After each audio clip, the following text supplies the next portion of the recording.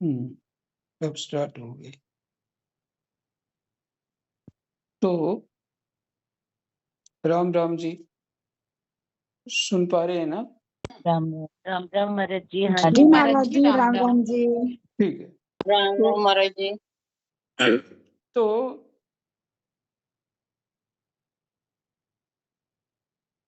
भगवान ने जो कहा कि कोई भी प्राणी जब नहीं, ये नारद जी कह रहे हैं,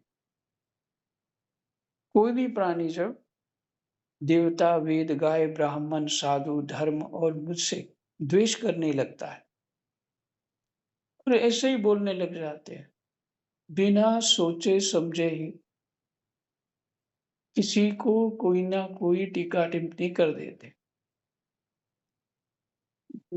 भीतर किसी के अंतःकरण की बात क्या है क्या नहीं जानते। धर्म का भी विरोध करते हैं, साधु का भी विरोध करने लग जाते, ब्राह्मण का भी, गाय का भी, वेद का, ये तो ज्यादा ही करते हैं। देवता लोगों को तो मानते ही नहीं लोग। तो इस तरह से जो द्वेष करता है तब शीघ्र ही उसका विनाश हो जाता। ये नारद जी कह रहे युधिष्ठिर को। तो भगवान ने इसको वैष्णव अपराध करा दिया। जब ये अपने वैरहीन, शांत और महात्मा पुत्र प्रहलाद से द्रोह करेगा, उसका अनिष्ट करना चाहेगा, मारना चाहेगा, तब वर के कारण शक्ति संपन्न होने पर भी इसे मैं अवश्य मार डालूं। क्योंकि साधक का भगवान अपने भक्त का योगक्षेम स्वयं करते, रक्षा और उसके लिए आवश्यकता भगवान ही करते हैं, चाहे किसी के हृदय में प्रेरणा करें, चाहे स्वयं करें। तो नारद जी कहते हैं, सबके हृदय में ज्ञान का संचार करने वाले भगवान ने जब देवताओं को ये आदेश दिया, तब वे उन्हें प्रणाम करके लौट आए। उनका सारा उद्वेग मिट गया और उन्हें ऐसा मालूम होने लगा कि हिरण्याकशिपु मर गया। युधिष्ठिर, दैत्यराज हिरण्याकशिपु के बड़े ही विलक्षण 4 पुत्र थे। उनमें प्रहलाद यूं तो सबसे छोटे थे, परंतु गुणों में सबसे बड़े थे।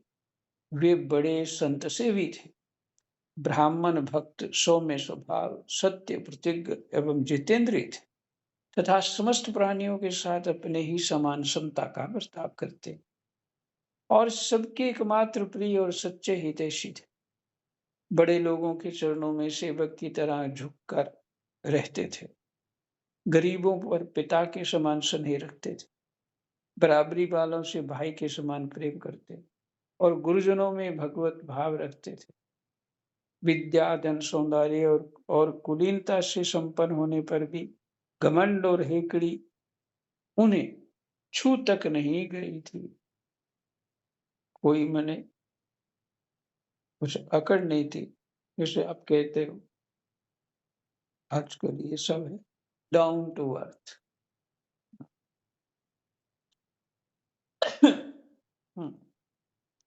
बड़े बड़े दुखों में भी वे तनिक भी घबराते न थे।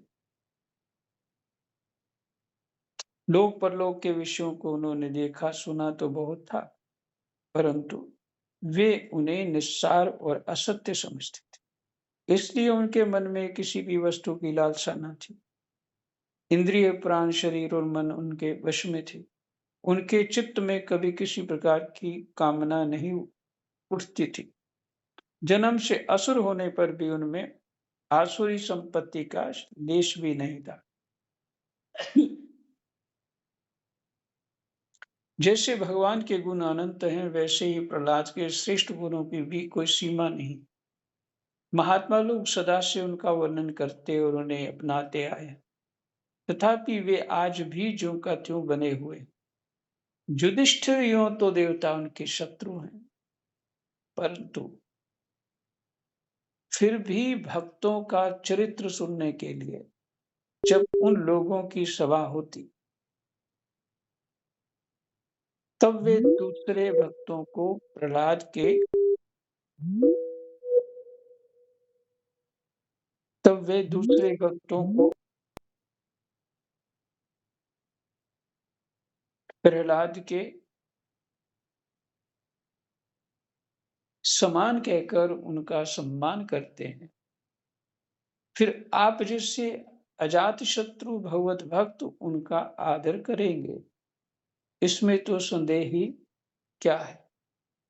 उनकी महिमा का वर्णन करने के लिए अगणित गुणों के कहने सुनने की आवश्यकता नहीं, केवल एक ही गुण भगवान श्री कृष्ण के चरणों में स्वाभाविक जन्मजात प्रेम उनकी महिमा को प्रकट करने के लिए पर्याप्त है।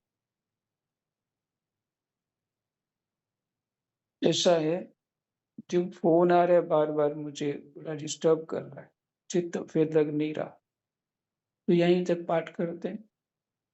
शाम को फिर से थोड़ा सा पीछे से सुना दूंगा, श्लोक नंबर 30 से।